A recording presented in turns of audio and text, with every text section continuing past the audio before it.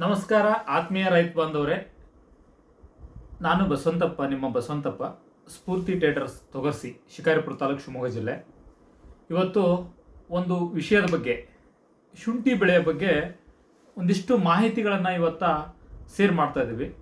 ಆತ್ಮೀಯ ರೈತ ಬಾಂಧವರೇ, 2024ನೇ ಇಸ್ವಿಯಲ್ಲಿ ನಮ್ಮ ಹಲವಾರು ರೈತರು ಉತ್ತಮವಾಗಿ ಶುಂಠಿಯನ್ನು ಬೆಳೆದಿದ್ದಾರೆ. ತುಂಬ ಅದ್ಭುತವಾಗಿ ಎಕರೆಗೆ 400ರಿಂದ 500 ಬ್ಯಾಗ್ವರೆಗೂ ಶುಂಠಿಯನ್ನು ಬೆಳೆದಿದ್ದಾರೆ. ಅಂದರೆ 180 ಕ್ವಿಂಟಲಿಂದ 250 ಕ್ವಿಂಟಲ್ವರೆಗೂ ಶುಂಠಿಯನ್ನು ಬೆಳೆದಿದ್ದಾರೆ. ಹಾಗೆ ನಮಗೆ ಹೊಸ ಹೊಸ ಫಾರ್ಮರ್ ಪರಿಚಯ ಆಗ್ತಿದ್ದಾರೆ. ಅಂದರೆ ಹೊಸ ರೈತರು ಬರ್ತಿದ್ದಾರೆ. ಅವರಿಗೆ ಒಂದಿಷ್ಟು ಶುಂಠಿಯ ಬಗ್ಗೆ ಮಾಹಿತಿಗಳಿಲ್ಲ. ಏನು ಮಾಹಿತಿ ಇಲ್ಲ? ಪ್ರಾಥಮಿಕ ಮಾಹಿತಿಗಳು. ಭೂಮಿ ಆಯ್ಕೆ ಗೊತ್ತಿಲ್ಲ, ಮಣ್ಣು ಪರೀಕ್ಷೆ ಅಂದರೆ ಗೊತ್ತಿಲ್ಲ, ಬೀಜದ ಆಯ್ಕೆ ಬಗ್ಗೆ ಗೊತ್ತಿಲ್ಲ, ನೀರು ನಿರ್ವಹಣಾ ಕ್ರಮಗಳ ಬಗ್ಗೆ ಗೊತ್ತಿಲ್ಲ, ಸರಿಯಾದ ಪೋಷಕಾಂಶಗಳ ನಿರ್ವಹಣೆ ಬಗ್ಗೆ ಗೊತ್ತಿಲ್ಲ, ಭೂಮಿಯಲ್ಲಿ ರಸಸಾರ pH ಅನ್ನೋದ್ರ ಬಗ್ಗೆ ಗೊತ್ತಿಲ್ಲ. ಕೆಲವು ಇಂಥ ತುಂಬ ವಿಷಯಗಳನ್ನು ಗೊತ್ತಿಲ್ಲ ಅವರಿಗೆ. ಹಾಗಿರೋದ್ರಿಂದ ನಾವೊಂದು ಈ ವಿಡಿಯೋ ಮುಖಾಂತರ ರೈತರಿಗೆ ಒಂದು ಮಾಹಿತಿಗೆ ಶೇರ್ ಆಗಲಿ ಅನ್ನೋ ಒಂದು ಒಳ್ಳೆಯ ಉದ್ದೇಶ ಇಟ್ಕೊಂಡು ಇವತ್ತೊಂದು ವಿಡಿಯೋನ ಮಾಡ್ತಾ ಇದ್ದೀವಿ. ನಾವು ಉತ್ತಮವಾಗಿ ಶುಂಠಿ ಬೆಳಿಬೇಕು ಅಂದರೆ ರೋಗ ಮುಕ್ತವಾಗಿ ತುಂಬ ಇಳುವರಿ ಕಡಿಮೆ ಅಂದ್ರೆ 180ರಿಂದ 200-250 ಕ್ವಿಂಟಲ್ವರೆಗೂ ಶುಂಠಿ ಬೆಳಿಬೇಕಂದ್ರೆ ಒಂದಿಷ್ಟು ಕ್ರಮಗಳಿದೆ, ಒಂದಿಷ್ಟು ನಿರ್ವಹಣಾ ಕ್ರಮಗಳಿದೆ. ಹಾಗಾದರೆ ಏನೇನು ಅವು ನಿರ್ವಹಣಾ ಕ್ರಮಗಳು? ನಂಬರ್ 1, ಭೂಮಿ ಆಯ್ಕೆ. ಭೂಮಿ ಆಯ್ಕೆ ಹೇಗಿರಬೇಕು ಅಂದರೆ, ಶುಂಠಿ ಬೆಳೆಯುವ ಪ್ರತಿಯೊಬ್ಬರು ರೈತರು ಭೂಮಿ ಆಯ್ಕೆ ತುಂಬ ಇಂಪಾರ್ಟೆಂಟ್. ಅದು ನೀರು ಬಸಿದು ಹೋಗುವ ಕೆಂಪು ಗೊಚ್ಚು ಮಣ್ಣು, ಮಸಾರೆ ಮಣ್ಣು ಹಾಗೂ ಕಪ್ಪು ಮಣ್ಣು, ಗುಡ್ಡದ ಮಣ್ಣು ಅಂತ ಹೇಳ್ತೀವಲ್ಲ, ಕಾಡು ಮಣ್ಣು ಅಂತ, ಆ ಥರ ಮಣ್ಣುಗಳು ತುಂಬ ಯೋಗ್ಯ. ಈ ಮಣ್ಣಲ್ಲಿ ಸಾವಯವ ಇಂಗಾಲ ಚೆನ್ನಾಗಿರ್ಬೇಕು. ಭೂಮಿ ತುಂಬ ಶಕ್ತಿದಾಯಕವಾಗಿ ಅಂದರೆ ನ್ಯೂಟ್ರಿಯೆಂಟ್ ಇರ್ಬೇಕು. ಅಂದರೆ ತುಂಬ ಶಕ್ತಿ ಇರೋದಂದರೆ ಫಲವತ್ತಾದ ಮಣ್ಣಿರಬೇಕು. ಅದ್ಭುತವಾಗಿ ಶುಂಠಿ ಬೆಳೆಯೋಕ್ಕೆ ಸಾಧ್ಯತೆ ಇದೆ. ಸರಿ, ನಾವು ಉತ್ತಮವಾದ ಭೂಮಿಯನ್ನು ಹುಡ್ಕೊಂಡ್ವಿ ಅಂತ ಆಯಿತು. ಹಾಗಾದರೆ ಎರಡನೇ ಆಯ್ಕೆ ಏನು? ಎರಡನೇ ಆಯ್ಕೆನೇ ಮಣ್ಣು ಪರೀಕ್ಷೆ. ಮಣ್ಣು ಪರೀಕ್ಷೆ ಅಂದರೆ ಏನಪ್ಪ? ಮಣ್ಣನ್ನು ಕ್ರಮವಾಗಿ ಮಣ್ಣನ್ನು ತೆಗೆದು ನಾವು ಕೆಲವು ವೈಜ್ಞಾನಿಕ ವಿಧಿವಿಧಾನಗಳ ಮುಖಾಂತರ ಮಣ್ಣು ಪರೀಕ್ಷಾ ಕೇಂದ್ರಕ್ಕೆ ಮಣ್ಣನ್ನು ಕೊಡಬಹುದು. ಒಂದು. ಎರಡನೇದು, ಈಗ ಸೆಟ್ಲೈಟ್ ಆಧಾರಿತ ಮಣ್ಣು ಪರೀಕ್ಷೆನೂ ಬಂದಿದೆ. ಆ ಮುಖಾಂತರ ನಾವು ಮಣ್ಣು ಪರೀಕ್ಷೆಯನ್ನು ಮಾಡಿದಾಗ ಮಣ್ಣು ಉಪ್ಪು ಮಣ್ಣು, ಹುಳಿ ಮಣ್ಣು, ಅಂದರೆ ಕ್ಷಾರೀಯ ಮಣ್ಣು ಅಂತ ಗೊತ್ತಾಗುತ್ತೆ. ಅಂದರೆ ಭೂಮಿಯ ರಸಸಾರ ಅಂತ ಮಾತಾಡ್ತೀವಿ. ಭೂಮಿಯ pH 6ರಿಂದ 7.5ವರೆಗೆ ಇದ್ದರೆ ಅದು ಒಳ್ಳೆ ಮಣ್ಣು, ಒಳ್ಳೆ ರಸಸಾರ ಇದೆ, ಒಳ್ಳೆ pH ಇದೆ ಅಂತ ನಾವು ಮಾತಾಡ್ತೀವಿ. ಎಕ್ಸಾಂಪಲ್, pH ಕಡಿಮೆ ಇದೆ ಅಂತಂದರೆ 6.5ಕ್ಕಿಂತ ಕಡಿಮೆ, 5.5, 5, 4.5, 5.15 ಹಿಂಗೆ pH ರಸಸಾರ ಇದ್ದಾಗ ಅದು ಮಣ್ಣು ಹುಳಿಯಾಗಿದೆ ಅಂತ. ಏನು ಮಾಡ್ಬೋದು? ಅಲ್ಲಿ ಬೆಳೆ ಬರುತ್ತಾ? ಇಲ್ಲ, ಯಾವ ಕಾರಣಕ್ಕೂ ಬರಲ್ಲ ಹುಳಿಯಾದ ಮಣ್ಣಲ್ಲಿ. ಹಾಗಾಗಿ ರಸಸಾರ 6ರಿಂದ 7ವರೆಗೆ ಕಾಪಾಡ್ಕೊಬೇಕು ಅಂದರೆ ಆ ಮಣ್ಣಿಗೆ ನಾವೇನು ಮಾಡಬೇಕಾಗತ್ತೆ? ಸುಣ್ಣವನ್ನು ಹಾಕಬೇಕಾಗತ್ತೆ. ಸುಣ್ಣದ ಬೆರಕೆಯನ್ನು ಮಾಡಿದಾಗ ಭೂಮಿಯ ರಸಸಾರ ಸಮತೋಲನಕ್ಕೆ ಬರುತ್ತೆ. ಹಾಗೆ ಮತ್ತು ಭೂಮಿಯ pH ಜಾಸ್ತಿ ಅಂದರೆ ಎಷ್ಟು? 7.5ಕ್ಕಿಂತ pH ಜಾಸ್ತಿ ಇದ್ದಾಗ ಅಲ್ಲಿ ಉಪ್ಪು ಮಣ್ಣು ಅಂತ ಮಾತಾಡ್ತೀವಿ. ಅಲ್ಲಿ ಏನಾಗುತ್ತೆ? ಫಾಸ್ಫರಸ್ ಮೊಬಿಲೈಸಿಂಗ್ ಆಗಲ್ಲ. ಅಲ್ಲೇನಾಗುತ್ತೆ? ಭೂಮಿಯ pH ಜಾಸ್ತಿ ಇದ್ದಾಗ ನಾವು ಆ ಭೂಮಿಗೆ ಅಪ್ಲಿಕೇಶನ್ ಏನು ಮಾಡಬೇಕು ಅಂದರೆ ಜಿಪ್ಸಮ್ಮನ್ನು ಉಪಯೋಗಿಸ್ಬೇಕು. pH ಜಾಸ್ತಿ ಇದ್ದಾಗ ಜಿಪ್ಸಮ್, pH ಕಡಿಮೆ ಇದ್ದಾಗ ಸುಣ್ಣದ ಅಪ್ಲಿಕೇಶನ್ ಮಾಡಿದಾಗ ಭೂಮಿಯ ರಸಸಾರ ಸರಿ ಹೋಗುತ್ತೆ. ಆವಾಗ ಅಲ್ಲಿ ಯಾವುದೇ ಬೆಳೆಗಳನ್ನು ಬೆಳೆದರೆ, ಯಾವುದೇ ರಸಾಯನಗಳನ್ನು ನಾವು ಬಳಸಿದರೆ ಅದು ಚೆನ್ನಾಗಿ ಅಪ್ಟೇಕ್ ಆಗುತ್ತೆ, ಬೆಳೆ ಅದ್ಭುತವಾಗಿ ಬರುತ್ತೆ. ಹಾಗಾದರೆ ಮೂರನೇ ಕ್ರಮ ಯಾವುದು? ಭೂಮಿಯ ಉಪಚಾರ. ಉಪಚಾರ ಅಂದರೆ ನಾವು ಮಣ್ಣು ಪರೀಕ್ಷೆ ಆಧಾರದ ಮೇಲೆ ಮಣ್ಣಿನಲ್ಲಿ ಏನೇನು ಪೋಷಕಾಂಶಗಳಿದೆ ಅನ್ನೋದನ್ನು ತಿಳ್ಕೊಂಡ ಮೇಲೆ ನಾವು ನೆಕ್ಸ್ಟ್ ಏನು ಮಾಡ್ಬೇಕು ಅಂದರೆ, ಆ ಮಣ್ಣಿಗೆ ನಾವು ಕೊಟ್ಟಿಗೆ ಗೊಬ್ಬರ ಕಡಿಮೆ ಅಂದರೂ 1 ಎಕರೆಗೆ 5ರಿಂದ 6 ಟ್ರ್ಯಾಕ್ಟರ್, ಅಂದರೆ ಕಡಿಮೆ ಅಂದರೆ 30ರಿಂದ 40 ಟನ್ ಕೊಟ್ಟಿಗೆ ಗೊಬ್ಬರವನ್ನು ಆ ಭೂಮಿಗೆ ಹಾಕಬೇಕು. ಕೊಟ್ಟಿಗೆ ಗೊಬ್ಬರ ಹಾಕಬೇಕಾದ್ರೆ ವೆರಿ ವೆರಿ ಇಂಪಾರ್ಟೆಂಟ್ ಅಂದರೆ ಜೈವಿಕ ಪೀಡನಾಶಕಗಳಾದ ಟ್ರೈಕೋಡರ್ಮಾ, ಸುಡೋಮನಸ್ಸು ಮತ್ತು ಮೆಟ್ರಾಜಿಯಂ, ಈ 3 ಜೈವಿಕ ಪೀಡನಾಶಕಗಳನ್ನು ಕೊಟ್ಟಿಗೆ ಗೊಬ್ಬರ ಜೊತೆಗೆ ಮಿಕ್ಸ್ ಮಾಡಿ ಭೂಮಿಗೆ ಹಾಕೋದ್ರಿಂದ ಭೂಮಿಯಲ್ಲಿ ಬೇಡವಾದ ಜೀವಾಣುಗಳು, ಹಾನಿಕಾರಕ ಜೀವಾಣುಗಳು ಕಿಲ್ಲಾಗುತ್ತೆ. ಹಾಗಾಗಿ ಈ 3 ಜೈವಿಕ ಪದಾರ್ಥಗಳನ್ನು ಕೊಟ್ಟೆ ಗೊಬ್ಬರ ಜೊತೆಗೆ ಸೇರಿಸಿ ಭೂಮಿಗೆ ಹಾಕಬೇಕು. ಒಂದು. ಎರಡನೇ ದಿನದಲ್ಲಿ ನಾವು ಏನು ಮಾಡ್ಬೇಕಂದ್ರೆ ಈ ಸಾವಯವ ಉತ್ಪನ್ನ ಜಾಸ್ತಿ ಮಾಡ್ಬೇಕು ನಾವು ಏಕೈಕ ದೃಷ್ಟಿಕೋನದಿಂದ ನಾವು ಬಿತ್ತನೆಯ ಪೂರ್ವದಲ್ಲಿ ದ್ವಿದಳ ಧಾನ್ಯಗಳನ್ನ ಹೆಸರು, ಹುರುಳಿ, ಹಲಸಂದಿ, ಮಿಂಚೆಸರು ಹಾಗೆ ಡಯಂಚ ಈ ಥರದ ದ್ವಿದಳ ಧಾನ್ಯಗಳನ್ನು ಬೆಳೆದು ಭೂಮಿಗೆ ಕಲ್ಟಿವೇಷನ್ ಮುಖಾಂತರ ಸೇರಿಸೋದ್ರಿಂದನೂ ಸಹ ಭೂಮಿ ಫಲವತ್ತತೆ ಆಗುತ್ತೆ. ನಾವು ವೆರಿ ಇಂಪಾರ್ಟೆಂಟ್ ಹೊಂಗೆ ಹಿಂಡಿ ಕಡಿಮೆ ಅಂದ್ರೆ ಒಂದು ಎಕರೆಗೆ 2 ರಿಂದ 3 ಕ್ವಿಂಟಲ್ ಹೊಂಗೆ ಹಿಂಡಿ, 4 ರಿಂದ 5 ಕ್ವಿಂಟಲ್ ಬೇವಿನ ಹಿಂಡಿ ಈ ತರಹದ ಪೋಷಕಾಂಶಗಳನ್ನು ಈ ಥರದ ಇದನ್ನು ನಾವು ಸಾವಯವ ಪದಾರ್ಥಗಳನ್ನು ಸೇರಿಸೋದ್ರಿಂದ ಭೂಮಿ ಇನ್ನೂ ಉತ್ಕೃಷ್ಟವಾಗಿ ರೆಡಿ ಆಗುತ್ತೆ. ನಂಬರ್ ಪಾಯಿಂಟ್ 4, ಮಡಿಗಳನ್ನು ಹೇಗೆ ತಯಾರು ಮಾಡಬೇಕು? ಹಾಗಾದರೆ ಬಸಿ ಕಾಲುವೆ ಎಷ್ಟಿರಬೇಕು ಶುಂಠಿಗೆ? ಕಡಿಮೆ ಅಂದರೆ 2 ರಿಂದ 2.5 ಅಡಿ ಗಾತ್ರದ ಬಸಿ ಕಾಲುವೆಗಳನ್ನು ನಿರ್ಮಾಣ ಮಾಡಬೇಕು. ಹಾಗೆ 41 ಇಂಚಿನಿಂದ 43 ಇಂಚಿನ ಬೆಡ್ಗಳನ್ನು ತಯಾರು ಮಾಡಿ ಅದರಲ್ಲಿ 2 ಬೀಜ ಬಿತ್ತನೆಗೆ ಭಾಳ ಶ್ರೇಷ್ಠ. ಯಾಕಂದರೆ 3 ಬೀಜ ಹಾಕಿದರೆ ಗಾಳಿ ಆಡೋದಿಲ್ಲ, ಏರಿಷನ್ ಆಗೋದಿಲ್ಲ. ಹಾಗಿರೋದ್ರಿಂದ 2 ಬೀಜ ಬಿತ್ತನೆಯದು ತುಂಬ ಸೂಕ್ತವಾದದ್ದು. ಹಾಗಿರೋದ್ರಿಂದ ರೈತ ಬಾಂಧವರು 2 ಬೀಜ ಬಿತ್ತಲಿಕ್ಕೆ ನಾವು 41 ರಿಂದ 43 ಇಂಚಿನ ಮಡಿಗಳನ್ನು ತಯಾರು ಮಾಡಿ 2 ಬೀಜದಲ್ಲಿ ನಾಟಿ ಮಾಡುವುದು ತುಂಬ ಅದ್ಭುತ. ನಂಬರ್ 5, ಉತ್ತಮ ತಳಿಯ ಬೀಜ ಆಯ್ಕೆ. ಬೀಜ ಅಂದರೆ ಯಾವುದಪ್ಪ ಶುಂಠಿದು?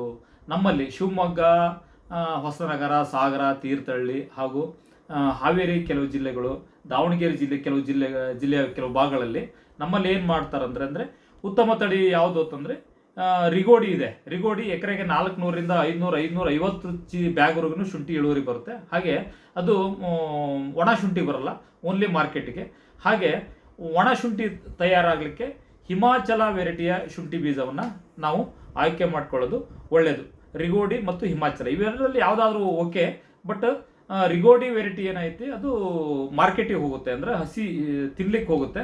ಮತ್ತು ಹಿಮಾಚಲ ಶುಂಠಿ ಮಾತ್ರ ಕಣಕ್ಕೆ ಬರುತ್ತೆ. ಹಾಗಾದರೆ ಈ ಹಿಮಾಚಲ ಶುಂಠಿ ಮತ್ತು ರಿಗೋಡಿ ಶುಂಠಿಯ ಬೀಜಗಳನ್ನು ಹೆಂಗೆ ಆಯ್ಕೆ ಮಾಡ್ಕೊಬೇಕು? ಯಾರು ಹಿಂದೆ ಬೆಳೆದಿರ್ತಕ್ಕಂಥ ಫಾರ್ಮರ್ ಇದ್ದಾರೆ, ರೈತರಿದ್ದಾರೆ, ಅವರ ಹೊಲಕ್ಕೆ ಕಡಿಮೆ ಅಂದರೂ ಮಳೆಗಾಲದ ಸಂದರ್ಭದಲ್ಲಿ 4 ರಿಂದ 5 ಸತಿ ವಿಸಿಟ್ ಮಾಡಿ ಯಾವುದೇ ರೋಗ ಬಾಧೆಯಿಂದ ಮುಕ್ತವಾಗಿರ್ತಕ್ಕಂಥ ಬೀಜವನ್ನು ನಾವು ಆಯ್ಕೆ ಮಾಡ್ಕೊಳ್ಬೇಕು.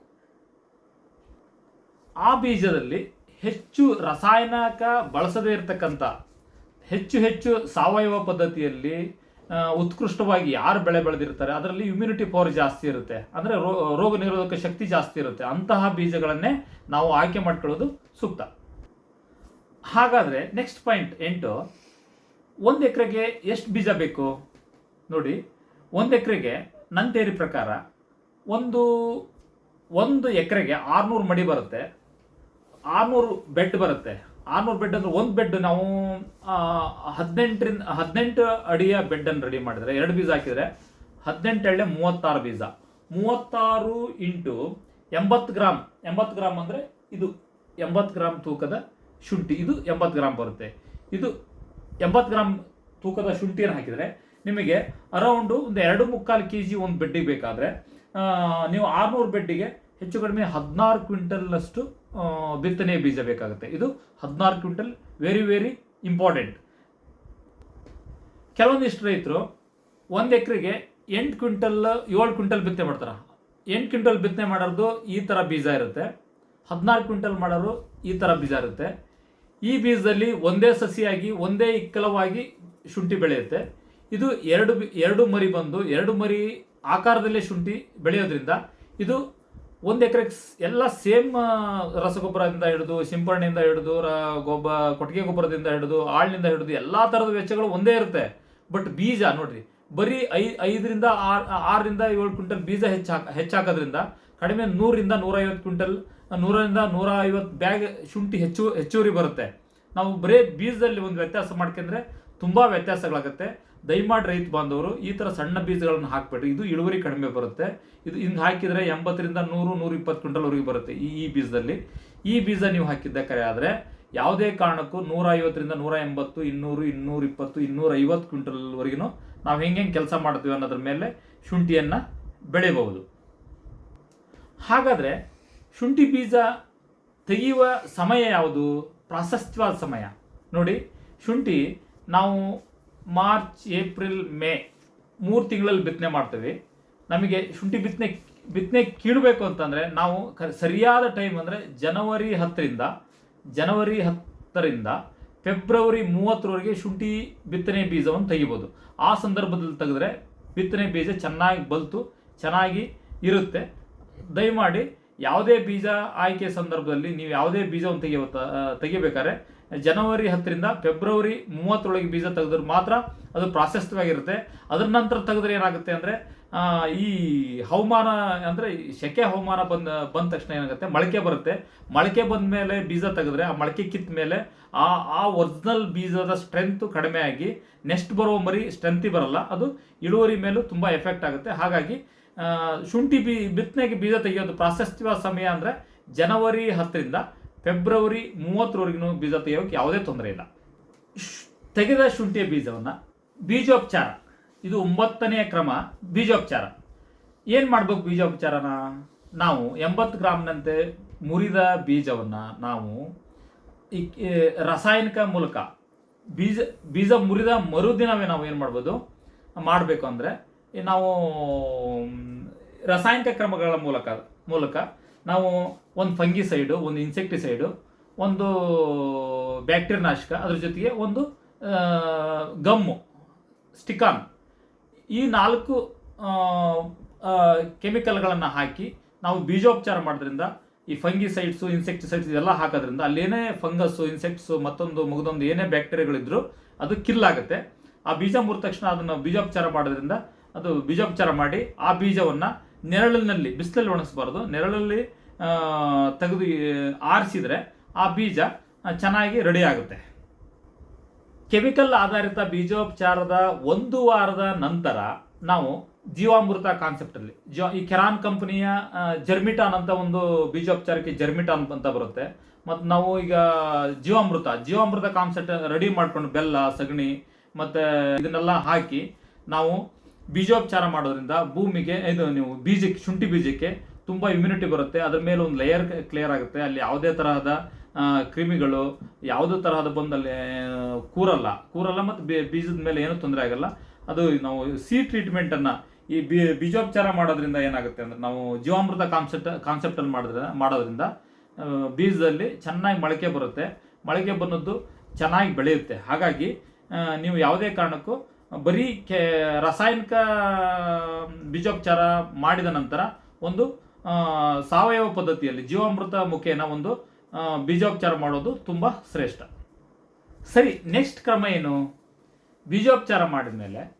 ಬೀಜೋಪಚಾರ ಮಾಡಿದ ಬೀಜವನ್ನು ನಾವು ನೆರಳಲ್ಲಿ ಒಣಗಿಸಿಟ್ಟು ನಂತರ ನಾವು ಬೀಜೋಪಚಾರ ಮಾಡಿದ 20 ದಿನಗಳ ನಂತರ ಬಿತ್ತನೆಗೆ ಪ್ರಾಶಸ್ತ್ಯವಾಗುತ್ತೆ. ನಾವು ಹಾಗಾದ್ರೆ ಬಿತ್ತನೆ ಸಮಯ ಯಾವಾಗ ಅಂದರೆ ನಾವು ಚೆನ್ನಾಗಿ ಇಳುವರಿ ಬರಬೇಕು, ರೋಗ ಮುಕ್ತವಾಗಿ ಬರಬೇಕು ಅಂತಂದರೆ ಮಾರ್ಚ್ 10ರಿಂದ ಮೇ 10ರವರೆಗೆ ಬೀಜ ಬಿತ್ತನೆಗೆ ಪ್ರಾಶಸ್ತ್ಯವಾದ ಸಮಯ. ಬಿತ್ತನೆಯ ಸಂದರ್ಭದಲ್ಲಿ ರಸಗೊಬ್ಬರಗಳನ್ನು ಕೊಡುವುದು ಸೂಕ್ತವೇ? ನನ್ನ ಅಭಿಪ್ರಾಯದ ಪ್ರಕಾರ ಬಿತ್ತನೆಯ ಸಂದರ್ಭದಲ್ಲಿ ಯಾವುದೇ ರಸಗೊಬ್ಬರಗಳನ್ನು ಹಾಕುವುದು ಸೂಕ್ತವಲ್ಲ. ಕಾರಣ ಇಷ್ಟೇ, ನಾವು ಕೊಟ್ಟ ರಸಗೊಬ್ಬರ ನಾವು ಬೀಜ ಮೊಳಕೆ ಆಗಲಿಕ್ಕೆ 20, 25, 30 ದಿವಸ ಬೇಕು. ಆ ಸಂದರ್ಭದಲ್ಲಿ ಕೊಟ್ಟ ರಸಗೊಬ್ಬರಗಳು ನಾವು ಹೆಚ್ಚು ನೀರಿನ ಮುಖಾಂತರ ಲೀಚ್ ಔಟ್ ಆಗಿ ಕೆಳಗೆ ಹೋಗುತ್ತೆ. ಹಾಗಿರೋದ್ರಿಂದ ಬಿತ್ತನೆ ಸಂದರ್ಭದಲ್ಲಿ ಯಾವುದೇ ರಸಗೊಬ್ಬರಗಳನ್ನು ಕೊಡುವುದು ಸೂಕ್ತವಲ್ಲ. ಶುಂಠಿ ಬಿತ್ತನೆಯಲ್ಲಿ ಹೊದಿಕೆ ಭಾಳ ಇಂಪಾರ್ಟೆಂಟ್. ಹೊದಿಕೆ ಅಂದರೆ ನಾವು ಭತ್ತದ ಹುಲ್ಲು, ಜೋಳದ ಹುಲ್ಲು, ರಾಗಿಯ ಹುಲ್ಲು, ಈ ಥರದ ಹಸಿರೆಲೆ ಸೊಪ್ಪುಗಳನ್ನು ನಾವು ಹೊದಿಗೆಯಾಗಿ ಹಾಕೋದ್ರಿಂದ ಅಲ್ಲಿ ಏನಾಗುತ್ತೆ, ಬೇಸಿಗೆ ಸಂದರ್ಭದಲ್ಲಿ ಬಿಸಿಲಿನ ಒತ್ತಡ ಕಡಿಮೆ ಆಗುತ್ತೆ, ತೇವಾಂಶವನ್ನು ಹಿಡಿದಿಟ್ಟುಕೊಳ್ಳುತ್ತೆ, ಅನಾವಶ್ಯಕ ಕಳೆಗಳನ್ನು ಹುಟ್ಟಲಿಕ್ಕೆ ಬಿಡಲ್ಲ. ಇದು ಹೊದಿಕೆಯ ಮಹತ್ವ. ಹಾಗಾಗಿ ಯಾರೇ ನೀವು ಶುಂಠಿ ಹಾಕ್ರಿ ಆದರೂ ಸುಮ್ಮನೆ ಒಣ ಭೂಮಿಯಲ್ಲಿ ಹಾಕಿ ಶುಂಠಿನ ಹಾಗೆ ಹಾಕಬೇಡ್ರಿ. ಹಾಕಿದ ಮೇಲೆ ಚೆನ್ನಾಗಿ ಹೊದಿಕೆ ಹಾಕ್ರಿ. ನೀವು 10 ಪೆಂಡಿ ಹಾಕಲಿ 15 ಪೆಂಡಿ ಹುಲ್ಲುಗಳನ್ನು ಇದನ್ನು ಹಾಕೋದ್ರಿಂದ ಯಾವುದೇ ಕಾರಣಕ್ಕೂ ಶುಂಠಿಯಲ್ಲಿ ಅನ್ಯಥಾ ಬಿಸಿಲಿನ ಹೊಡೆತಕ್ಕೆ ಶುಂಠಿ ಸುಡೋದಾಗಲಿ, ಹಾಗೆ ಮತ್ತು ಭೂಮಿ ಡ್ರೈ ಆಗೋದಾಗಲಿ, ಭೂಮಿ ಗಟ್ಟಿ ಆಗೋದಾಗಲಿ, ಹೆಪ್ಪುಗಟ್ಟೋದಾಗಲಿ ಈ ಥರ ಪ್ರಕ್ರಿಯೆಗಳೇ ಆಗೋದಿಲ್ಲ. ಹಾಗಾಗಿ ದಯಮಾಡಿ ನೀವೇನು ಮಾಡ್ತೀರಿ ಅಂದರೆ ಈ ಹೊದಿಕೆ ಭಾಳ ಇಂಪಾರ್ಟೆಂಟ್, ಹೊದಿಕೆಯನ್ನು ಭಾಳ ಚೆನ್ನಾಗಿ ಹಾಕ್ರಿ. ಸರಿ, ಮುಂದಿನ ಕ್ರಮ ಏನು? ಹೊದಿಕೆ ಆಯಿತು. ಮುಂದಿನ ಕ್ರಮ ಏನು? ನೀರು ನಿರ್ವಹಣೆ. ನೋಡಿ, ಶುಂಠಿ ಬಿತ್ತನೆಯ ಇವತ್ತು ಬಿತ್ತಿದ್ವಿ ಅಂದರೆ ಅವತ್ತಿನ ದಿವಸದಿಂದನೇ ಕರೆಕ್ಟಾಗಿ 8 ದಿನಗಳ ಕಾಲ ಸರಿಯಾಗಿ ನೀರು ಕೊಡಿ. ಸರಿಯಾಗಿ ಅಂದರೆ ಭೂಮಿಯೆಲ್ಲ ಕಿಚಿ ನೀರೆಲ್ಲ ಹಿಡಿದು ಭಾಳ ಶೀತ ಆಗ್ಬಿಡ್ತು ಅನ್ನೋ ಲೆವೆಲ್ಗೆ ನೀವು ನೀರನ್ನು ಕೊಡಿ. ಆಮೇಲೆ ಸ್ಟ್ಯಾಟಿಟಿಕ್ಸ್ ಉಪಯೋಗಿಸಿ. ಏನಂದರೆ ಒಂದೇ ವಾರ ನೀರು ಚೆನ್ನಾಗಿ ಕೊಡ್ರಿ, ಚೆನ್ನಾಗಿ ಭೂಮಿ ತೊಯ್ಯುತ್ತೆ, ಒಳ್ಳೆ ಹದ ಆಗುತ್ತೆ. ಆಮೇಲೆ ಏನಂತೀರಿ, ವಾರಕ್ಕೆ 2 ನೀರು, 3 ದಿವಸಕ್ಕೊಂದ್ಸತಿ ಕೊಡ್ರಿ. ಅದು ಎಷ್ಟು ತಾಸಿನ ನೀರು? ಓನ್ಲಿ 1 ಗಂಟೆಯ ನೀರನ್ನು ನೀವು ಕೊಡ್ರಿ. ಆ ಥರ ಮ್ಯಾನೇಜ್ಮೆಂಟ್ ಮಾಡಿಬಿಡ್ತೀರಿ. ನೀವು ಯಾವುದೇ ಕಾರಣಕ್ಕೂ ತೇವಾಂಶ ಹೋಗಲ್ಲ. ಇದು ನೀರು ನಿರ್ವಹಣೆಯ ಸರಿಯಾದ ಕ್ರಮ. ಸರಿ, ಇಷ್ಟೆಲ್ಲ ಕ್ರಮಗಳಾಯಿತು. ಶುಂಠಿ ಬಿತ್ತನೆ ಆಯಿತು, ಮೇಲೆ ಹೊದಿಕೆ ಆಯಿತು. ಮುಂದೆ ಕಳೆ ನಿರ್ವಹಣೆ ಹೇಗೆ ಅಂತ. ನೀರಿನ ನಿರ್ವಹಣೆ ನಂತರ ಕಳೆ ನಿರ್ವಹಣೆ ಹೇಗೆ ನೋಡ್ರಿ. ಶುಂಠಿಯಲ್ಲಿ ನಾವು ಈ ಭತ್ತದ ಹುಲ್ಲನ್ನು ಹಾಕೋದ್ರಿಂದ ಮತ್ತು ಅಲ್ಲಿ ಭೂಮಿ ಬಂಜರಲ್ಲ, ಅಲ್ಲಿ ಎಲ್ಲ ಥರದ ಬೀಜಗಳಿರುತ್ತೆ. ಚೆನ್ನಾಗಿ ನೀರು ಕೊಟ್ಟ ತಕ್ಷಣ ಏನಾಗುತ್ತೆ, ಚೆನ್ನಾಗಿ ಕಳೆ ಹುಟ್ಟೋಕೆ ಶುರುವಾಗುತ್ತೆ. ಹಾಗಾದ್ರೆ ಆ ಕಳೆಯನ್ನು ನಾವು, ನನ್ನ ಸಲಹೆ ಏನು ಅಂದರೆ ಕಳೆನಾಶಕ ಹೊಡಿಬೇಡ್ರಿ ಅಂತ. ಹಾಗಂತೇಳಿ ಕಳೆ ಕೀಳಕ್ಕಾಗುತ್ತಾ? ಸಾಧ್ಯವಿಲ್ಲ. ಇವತ್ತಿನ ಜನ್ರೇಷನ್ನಾಗೆ ಅದು ಕಳೆಯನ್ನು ಕೀಳಲಿಕ್ಕಾಗಲ್ಲ. ಹಾಗಾಗಿ ನಾವು ಇದೇನು ತೋಟಗಾರಿಕೆ ಬೆಳೆ ಅಲ್ಲ, ಇದು ಅಲ್ಪಾವಧಿ ಬೆಳೆ ಆಗಿರೋದ್ರಿಂದ ಶುಂಠಿ ನಾವು ಇಲ್ಲಿ ಕಳೆ ನಿರ್ವಹಣೆಗಾಗಿ ಒಂದಿಷ್ಟು ಕಳೆನಾಶಕವನ್ನು ಬಳಸಲೇಬೇಕು. ಅದು ನಾವೇನು ಹೇಳ್ತೀವಿ ಅಂದರೆ ಪ್ಯಾರಾಕೋಟ್ 41 ಅಂತ ಬರುತ್ತೆ ಅದು, ಮತ್ತು ಅದ್ರ ಜೊತೆಗೆ ಆಕ್ಸಿಗೋಲ್ಡ್ ಅಂತೇಳಿ ಅದು ಬೀಜನಾಶಕ. ಅದ್ರ ಜೊತೆಗೆ ಒಂದು ಸ್ಟಿಕಾನ್ ಗಮ್ಮನ್ನು ಹಾಕಿ ನೀವು ಕರೆಕ್ಟಾಗಿ ಶುಂಠಿ ಬಿತ್ತನೆಯ 12ರಿಂದ 15 ದಿನದೊಳಗೆ ಕಳೆ ಹುಟ್ಟದೇ ಇರಲಿ. ನೀವು ಹುಟ್ಟಿಲ್ಲ ಅಂತೇಳಿ ಬಿಡಕ್ಕೆ ಹೋಗ್ಬೇಡ್ರಿ. ಯಾಕಂದ್ರೆ ಮೊಳಕೆ ಬಂದ್ಬಿಡುತ್ತೆ. 35-40 ದಿವಸಕ್ಕೆ ಮೊಳಕೆ ಬಂದು 25 ದಿವಸದಿಂದ ಶುರು ಆಗ್ಬಿಡುತ್ತೆ ಮೊಳಕೆ. ನೀವು ಆಮೇಲೆ ಕಳೆನಾಶಕ ಬೀಜನಾಶಕ ಹೊಡೆದ್ರೆ ಆ ಮೊಳಕೆ ಮೇಲೆ ತೊಂದರೆ ಆಗುತ್ತೆ. ಹಾಗಾಗಿ ನೀವು ಕಳೆ ಹುಟ್ಟದೇ ಇರಲಿ. ಶುಂಠಿ ಬಿತ್ತನೆಯ 12ರಿಂದ 15 ದಿವಸದೊಳಗೆ ಈ ಕಳೆನಾಶಕ ಹೊಡೆಯೋ ಪ್ರಕ್ರಿಯೆಯನ್ನು ಮುಗಿಸ್ಬಿಡಿ. ಸ್ಫೂರ್ತಿ ಟ್ರೇಡರ್ಸ್ ಮಾರ್ಗದರ್ಶನದಲ್ಲಿ ಶುಂಠಿ ಬೆಳೆಯಲು ಇಚ್ಛೆ ಪಡುವ ರೈತ ಬಾಂಧವರು ನಮ್ಮನ್ನು ಸಂಪರ್ಕಿಸ್ಬೋದು. ನಿಮಗೆ ಬೀಜದ ಆಯ್ಕೆಯಿಂದ ಹಿಡಿದು ಭೂಮಿ ಆಯ್ಕೆಯಿಂದ ಹಿಡಿದು ನೀವು ಪ್ರತಿಯೊಂದು ಕ್ವಶನ್ಸ್ ಏನೇ ಇರ್ಬೋದು, ನಮ್ಮನ್ನು ಸಂಪರ್ಕ ಮಾಡಿ. ನಿಮಗೆ ಸರಿಯಾದ ಮಾಹಿತಿಗಳನ್ನು ನಾವು ಕೊಡ್ತೀವಿ. ಯಾವ ಕ್ರಮದಲ್ಲಿ ಯಾವ ಥರ ಕ್ರಮಗಳಲ್ಲಿ ನೀವು ಹಾಕಬೇಕು, ಏನು ಕ್ರಮಗಳನ್ನು ಅನುಸರಿಸ್ಬೇಕು ಅನ್ನೋದ್ರ ಬಗ್ಗೆ ಹೆಚ್ಚಿನ ಮಾಹಿತಿ ನಾವು ಕೊಡ್ತೀವಿ. ದಯವಿಟ್ಟು ಆಸಕ್ತಿ ಇರೋರು ನಮ್ಮನ್ನು ಸಂಪರ್ಕ ಮಾಡ್ಬೋದು. ಹಾಗೆ ನಾವು ಶುಂಠಿ ಭೂಮಿ ಆಯ್ಕೆಯಿಂದ ಹಿಡಿದು ಶುಂಠಿ ಬಿತ್ತನೆಯವರೆಗೆ ನಾವು ನಿಮಗೆ ವಿಡಿಯೋ ಮಾಡಿ ನಿಮಗೆ ಮಾಹಿತಿ ಶೇರ್ ಮಾಡಿದ್ವಿ. ಶುಂಠಿ ಬಿತ್ತನೆಯ ನಂತರ ಸರಿಯಾದ ಕ್ರಮದಲ್ಲಿ ಹೆಚ್ಚು ಇಳುವರಿ ಪಡೆಯಲು ಯಾವ ಕ್ರಮಗಳನ್ನು ಅನುಸರಿಸಬೇಕು ಅನ್ನೋದ್ರ ಬಗ್ಗೆ, ಅಂದರೆ ಎಷ್ಟು ರಸಗೊಬ್ಬರಗಳನ್ನು ಕೊಡಬೇಕು, ಎಷ್ಟು ಸಿಂಪರಣೆಗಳನ್ನು ಕೊಡಬೇಕು, ಮಣ್ಣು ಹಾಕುವ ಕ್ರಮಗಳೇನು, ಮತ್ತು ಕಳೆ ತೆಗೆಯುವ ಪದ್ಧತಿಗಳೇನು, ಹಾಗೆ ಹಲವಾರು ಕ್ರಮಗಳು ಈ ಶುಂಠಿ ಇಳುವರಿಯಲ್ಲಿ ಈ ಬಿತ್ತನೆಯ ನಂತರ ಕ್ರಮಗಳಿದೆಯಲ್ಲ, ಭಾಳ ಕ್ರಮಗಳಿದೆ. ಅದನ್ನು ಯಾವ್ಯಾವ ಸಂದರ್ಭದಲ್ಲಿ ಎಷ್ಟು ದಿವಸಕ್ಕೊಮ್ಮೆ ರಸಗೊಬ್ಬರಗಳನ್ನು ಕೊಡಬೇಕು, ಯಾವ ಗೊಬ್ಬರಗಳನ್ನು, ಮಣ್ಣು ಪರೀಕ್ಷೆ ಆಧಾರಿತ ರಸಗೊಬ್ಬರಗಳನ್ನು ಹೇಗೆ ಕೊಡಬೇಕು, ಕಾಂಬಿನೇಷನ್ ಮಾಡಿ ಹೇಗೆ ಕೊಡಬೇಕು, ಮತ್ತು ಸಿಂಪರಣೆಗಳನ್ನು ಹೇಗೆ ಕೊಡಬೇಕು ಅನ್ನೋದ್ರ ಬಗ್ಗೆ ಮುಂದಿನ ವಿಡಿಯೋದಲ್ಲಿ ವಿಸ್ತಾರವಾಗಿ ನಿಮಗೆ ತಿಳಿಸ್ತೀವಿ. ಹೆಚ್ಚಿನ ಮಾಹಿತಿಗಾಗಿ ನಮ್ಮನ್ನು ಸಂಪರ್ಕಿಸಿ. ಹಾಗೆ ನಮ್ಮ ಯೂಟ್ಯೂಬ್ ಚಾನಲನ್ನು ಸಬ್ಸ್ಕ್ರೈಬ್ ಮಾಡಿ ನಮ್ಮ ಚಾನಲ್ಗೆ ಲೈಕ್ ಕೊಡಿ ಅಂತ ತಮ್ಮಲ್ಲಿ ಕೇಳ್ಕೊಳ್ತಾ ಇದ್ದೀನಿ.